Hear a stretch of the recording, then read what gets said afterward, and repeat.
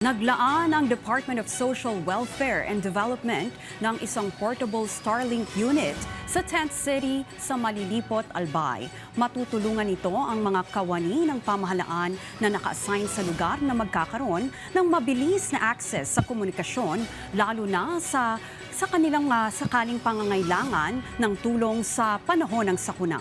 Si Diana Mendez ng Radyo Pilipinas Albay sa sentro ng balita.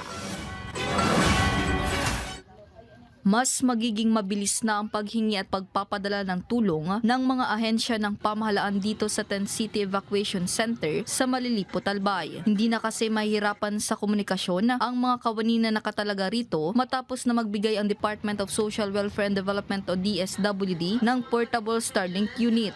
Ngayon po na meron na pong Starlink, malaking tulong po to sa mga staff, MS, DS, DOH, and PNP para sa mga information po na kailangan po dito sa Tent City. Very helpful po pag nagkaroon ng signal po dito sa internet like Starlink.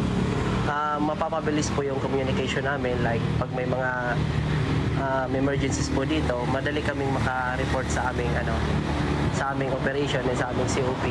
Ang pagbibigay ng Starlink unit ng DSWD ay bahagi ng pagpapalakas ng kanilang disaster response operations sa mga lugar na tinamaan ng kalamidad gaya ng pag-aalboroto ng bulkan at lindol. 6 na milyong pisong pondo ang inilaan ng kagawaran para sa 15 portable Starlink units na ipapamahagi dito sa Bicol, Davao Region at Soc-Sargen. Pero paglilinaw ng DSWD, dadaan muna sa testing ang mga unit bago gamitin sa mga evacuation center at iba pang critical response areas. So far, based on interviews, okay naman.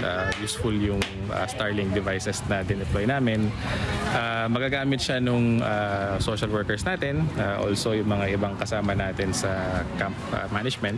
And of course, yung mga clients natin na nandito sa Tent City para kontakin yung kanilang mga relatives in other areas. Sa pamamagitan ng mga makabagong teknolohiya tulad ng Starlink, mas napapalakas ang kakayahan ng pamahalaan na makapaghatid ng agarang impormasyon at kinakailangan tulong sa mga komunidad sa apektado ng kalamidad. Patunay ito ng patuloy na paghahanda at pagpapatibay ng disaster response system ng pamahalaan upang matiyak na walang mamamayang maiiwan sa panahon ng pangangailangan. Mula rito sa Albay, para sa Integrated State Media, Diana Mendez ng Radyo Pilipinas, Radyo Publiko.